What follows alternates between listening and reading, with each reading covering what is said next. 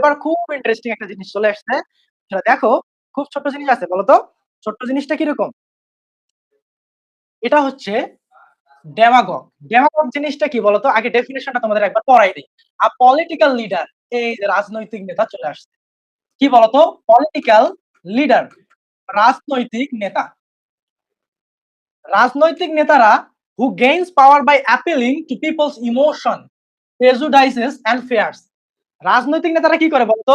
মানুষের ইমোশন, ভয় এবং প্রেজুডাইস বা কুসংস্কার যে জিনিসগুলো আছে এগুলোর উপর এমফাসাইজ করে ভয় দেখায়। উদাহরণ দেই, ধরো এটা হচ্ছে শেখ হাসিনা।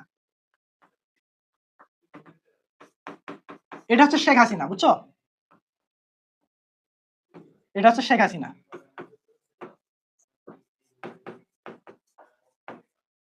এখন শেখ হাসিনাকে যখন কি বলা হইতো বলতো?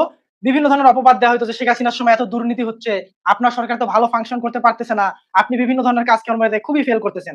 তো এই যে শেখ হাসিনাকে যখন এই যে এই কথাগুলো বলা হতো, তখন সে কিসের কথা বলতো বলতো? সে বলতো মুক্তিযুদ্ধের চেতনা,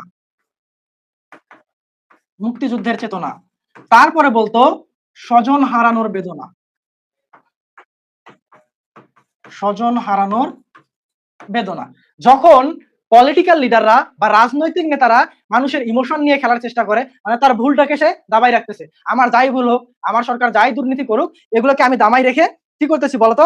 এগুলোকে দমাই রেখে আমরা আবেগ নিয়ে কাজ করার চেষ্টা করতেছি। ইমোশন মানে আমি বলতেছি যে আমার তো বাপ মারে সবাই মেরে ফেলছে ৭৫ সালে, তো আমার এই দুর্নীতিগুলো আসলে জাস্টিফাইড, এগুলো বলতেছি। অথবা আমরা তো মুক্তিযুদ্ধের সময় যুদ্ধ করেছি, এই ইমোশনটা কাজে লাগাচ্ছে। আবার অনেকগুলো দল কি আছে? ধর্মকে কাজে লাগায় বা রিলিজিয়নকে কাজে লাগায়। অনেকগুলো দল আছে তারা কি করে বলতো? কাজে লাগায়। এই যে এই জিনিসগুলোকে যখন কাজে লাগানো হয় যুক্তির পরিবর্তে, মানে যুক্তি না দিয়ে, লজিক, কোনো ধরনের লজিক নাই, কিন্তু তার আবেগ, কুসংস্কার এবং ভয়কে উস্কিয়ে দিচ্ছে, এটাকেই বলা হচ্ছে ডেমাগগ।